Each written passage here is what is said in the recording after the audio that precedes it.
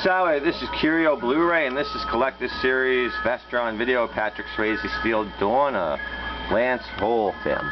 Here's the desert warrior carving the future with his sword.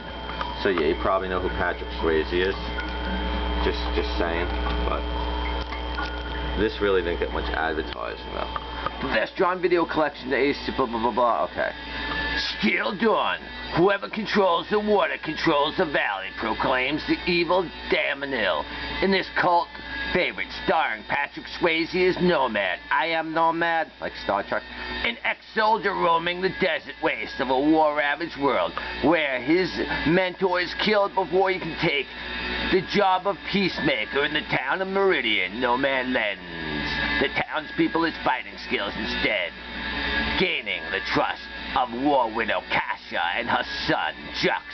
But after Damnil learns of a secret water supply flowing under Kasha's farm, his thirst turns truly murderous. In this dystopian 80s gem featuring Anthony Zerbe and Brian James, who's probably the best part of the thing. So you probably know Patrick Swayze. Probably know him in stuff like Dirty Dancing. He was in The Outsiders. You know, he's in a lot of things like that. Ghost, Roadhouse. No, he did a bad remake of King Solomon's Mines, unlike the 1985 version, which is better, by James Selke. So Lisa Niemi, Kasha, you probably know her from Max Headroom if you're old enough, but Superforce. They had the movie and the series. She's actually married to him in this movie, in real life. They were married. They made no mention of that. I didn't find that out till 2023, just now. It's weird though, I saw this August 7th, and the guy that played Talk, he died on August 7th, 1999, so I randomly watched this like 24 years after he died. So Anthony Zerbe, Damnil, he was old. He was in Cool Hand Luke, just to give you an idea. See No Evil, Hear No Evil. Christopher Neame, he was Show. He was like the hired guy. He is in Ghostbusters 2 and Hellbound, which Hellbound was the last canon movie if I remember right. Brian James, B-R-I-O-N James. I don't know if that said Brian or not. He was in a bunch of stuff. He was Talk. He was in Blade Runner. He was in Cherry 2000. He was in Brain Smasher, a love story that's got Andrew Dice Clay in it. He was in Cabin Boy. Then John Fujioka, who is Cord. He's in American Ninja.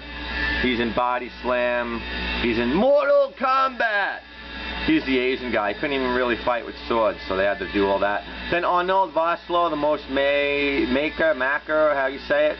He's in Darkman 2, he's in Darkman 3, but you probably know him from The Mummy and The Mummy Returns, because he's Emotep. Monetti, how you say name. He Henchman, he's in The Howling 4, the original Nightmare, which I actually have, including the CD soundtrack. David Sherwood, the Merchant, he's mostly known for American Ninja 4. Lance Hool, people know him from Missing in Action 2. Crocodile Dundee, L.A., and then Club Dread. So he was like involved in those movies, usually as like a producer. Club Dread was pretty decent, although they used a bad aspect ratio, but they have a bunch of added scenes in the other version. And then Doug Lefler, the writer, he did Denver the Last Dinosaur. He's written stuff like Hercules, The Lost Boys. You know, he's done like stuff like art departments for these things. Like Godzilla, King of the Monsters, Godzilla vs. Kong, Doctor Strange, Multiverse of Madness. Heathcliff, which I used to watch. The Transformers movie, G.I. Joe.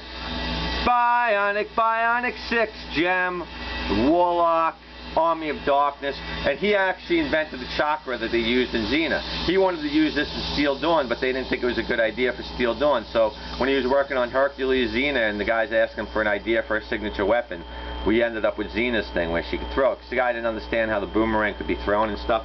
So this was basically a rip-off of Shane, I think is the name of the Western, and you could tell, like when I was watching it, it was like a post-apocalyptic Bushido Western, so they have a certain like honor system and like where they're fighting, and there's certain honor and stuff like that. But the thing is, they take this guy's sword, they go through his belongings, they're not really honorable people. And this other guy would still be alive if they just left him alone to be drunk, while he's taking the woman that he wants and fawns over and all this other stuff. So, I would probably rate this movie about a 5 or a 6. So it's either average or above average. They had like zoo nudity. It's like a zoo nudity scene where you're looking at like, you know, gorillas in the mist or something. There was like one woman that was like, you could kind of see her. You don't really see much of her face, and most of the nudity was some black woman. So this was done in Africa. They actually did this in Libya, like Gaddafi's place, Libya. So they did this movie in Libya, Africa. There's some cool scenery. There's one of like a boat and stuff. I'm not going to ruin it, but there's certain closure, like a thing that kind of comes full circle in the movie. I forgot what it was, and I was going to say it, but it doesn't really matter. You can see here them, they're fighting and stuff like that. But yeah, probably the coolest thing is you got Emotep in this from The Mummy Returns. Other than that, I don't know if there's much to really be bragging about. But like I said, Steel Dawn, I got this for like $10 on sale. I got it when I got Barbarians. It's alright. It's like a rip-off of a lot of movies. It could have did a lot better. Maybe they could have did like Sword and Sorcerer or Magic or something like that. But anyway, Steel Dawn, it's not the best movie. It's not the worst movie. If you like Patrick Swayze, you're probably going to want it. They call it a cult class. Got some good action, some good sword fighting. Even though the stunt man did like the sword fighting himself and one of the things. So anyways, thanks and take care. Steel Dawn, not Stool Dawn. Steel Dawn, and that wasn't the original name either. Thanks and take care.